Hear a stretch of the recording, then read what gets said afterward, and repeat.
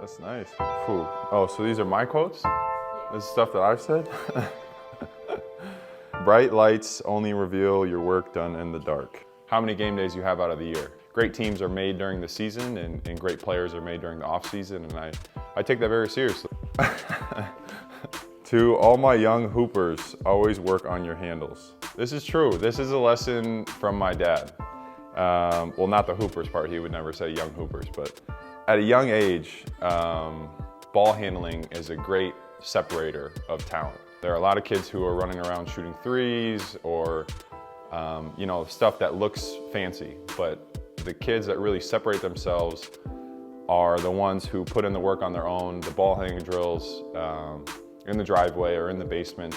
For me, was, you know, something that really separated me amongst all the kids in college, where I was, you know, this tall, and then I was able to handle the ball and become a playmaker. When I was a kid, I would love to have a Kevin Durant come and give me a pair of shoes. When I was in college, there was I started a shoe project.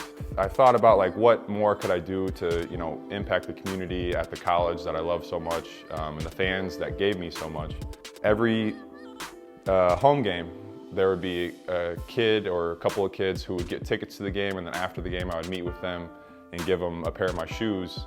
You know, some games I played terribly and we lost, but then to see the joy of the interaction that we had, it really gave me, you know, a kind of better perspective on why I'm really playing the game. I'm not black, but I stand with you.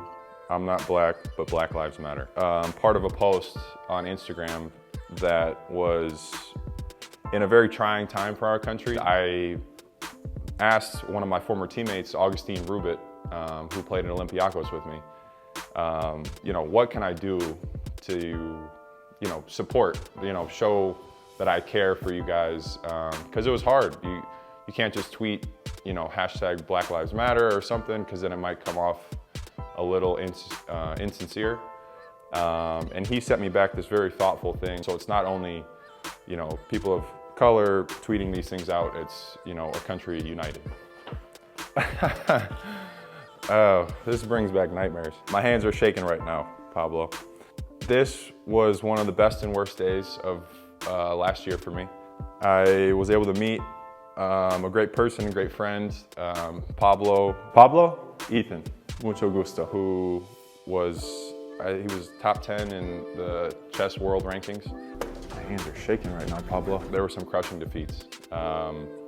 It wasn't so much that I lost to him, it was how easily he won. There was a little nerves coming into that game, for sure. That's why my hands were shaking.